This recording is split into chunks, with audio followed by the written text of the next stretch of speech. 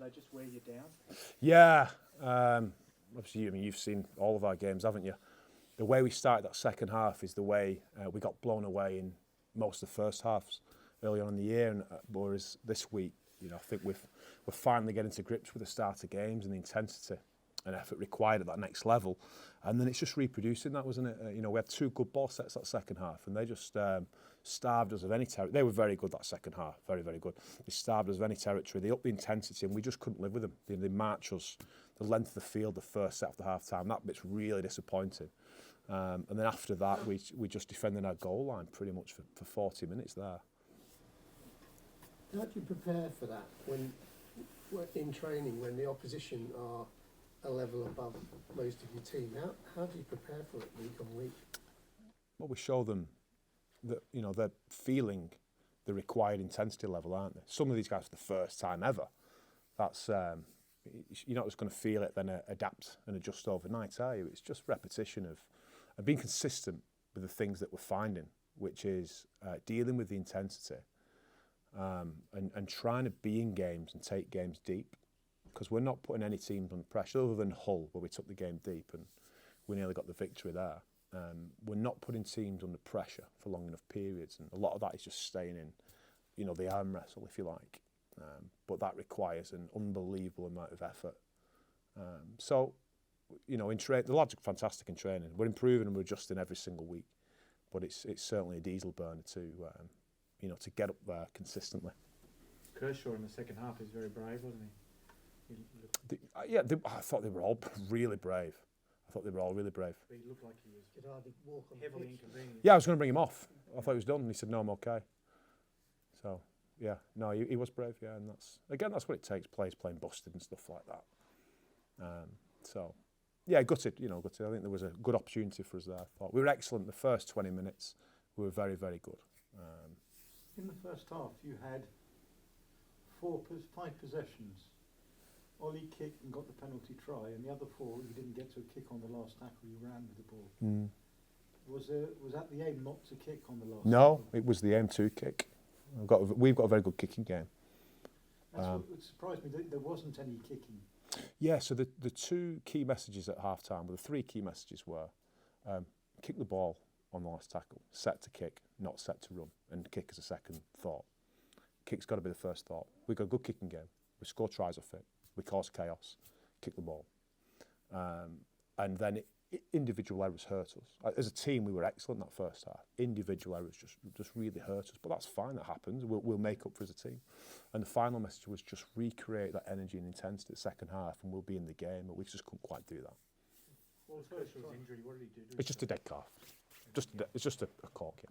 Maludi is 18th. Was that down to anything in particular? Or? I'm still looking at combinations. I say, I know my best team. We're still evolving. Everyone's still adjusting.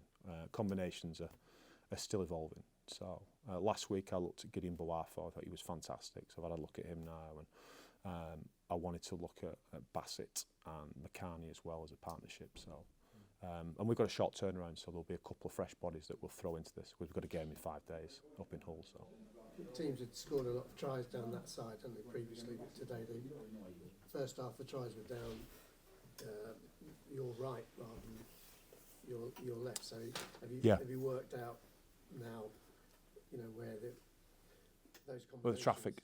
Yeah, no, I just think in Super League, whereas in Championship someone made us say we're going to go down this side, in Super League you get tested at all areas, don't you, on every play of the game, particularly with these. We picked up on that. Little short side plays and things like that. They're all forever testing you. So it just so happens that today they had a bit more joy on that side.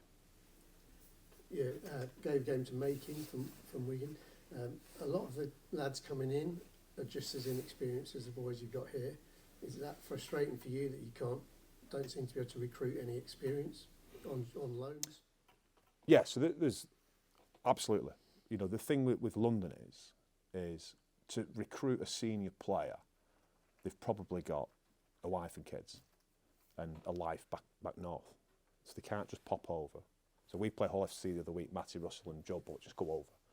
You know, and that's quite a long transfer for them, isn't it, Hull to Warrington? But it's nothing compared to here. So it's quite a profile required to recruit a player in season in London, which usually requires to be quite young, really requiring the opportunity to play Super League. But I thought Reece Butterworth had been fantastic. I thought Harvey Makin's been fantastic as well. But yeah, you're right. Ideally you'd be picking up a player who's played 200 games of Super League like some of the other clubs do when they do business. But unfortunately, that's probably not quite an option for us. So when you bring someone like Butterworth in who's done really well, are you thinking he might be a potential someone that you could sign long term? Or could come Yeah. When you get your loans in, are you looking at longer term, or is it always come for a month? No, that's not the desired option. The desired option is like every other team in Super League, to have your squad ready in November, when you might recruit a little bit further on the way, but we can't do that.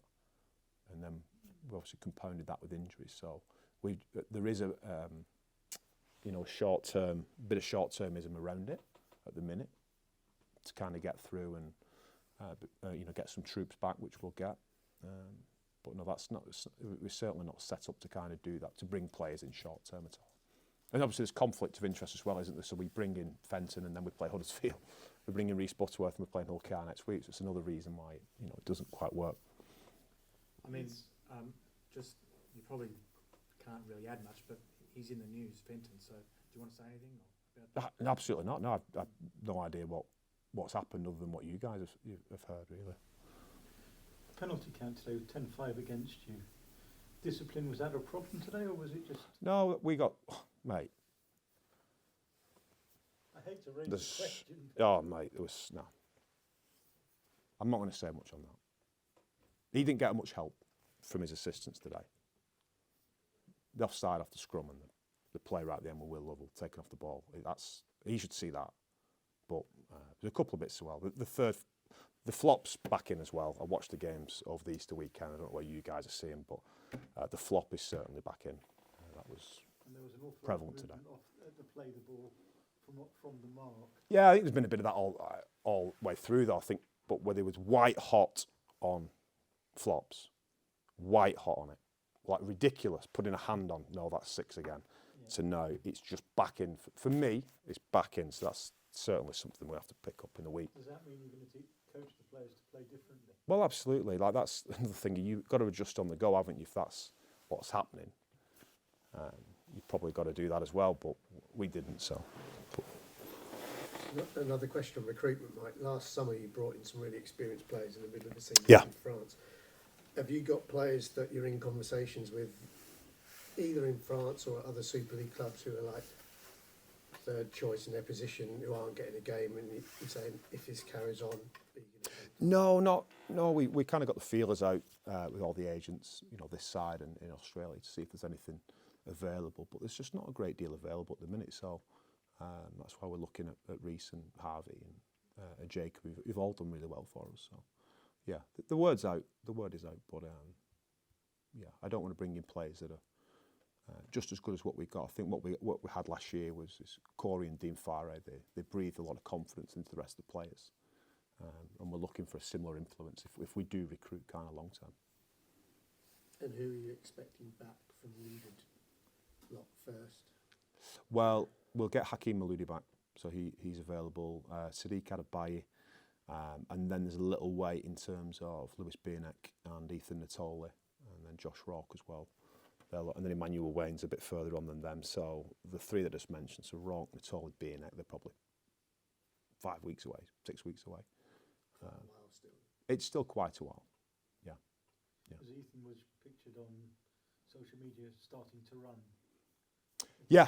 Does that mean he's getting closer? Or? Well, yes, he's getting closer, but he's a wrist anyway, so he's been able to run for a couple of weeks. But he's doing really well. We miss Ethan. We miss it. They're big personalities for us. Things that aren't tangible within the dressing room. So Ethan and Lewis in particular have been huge misses for us.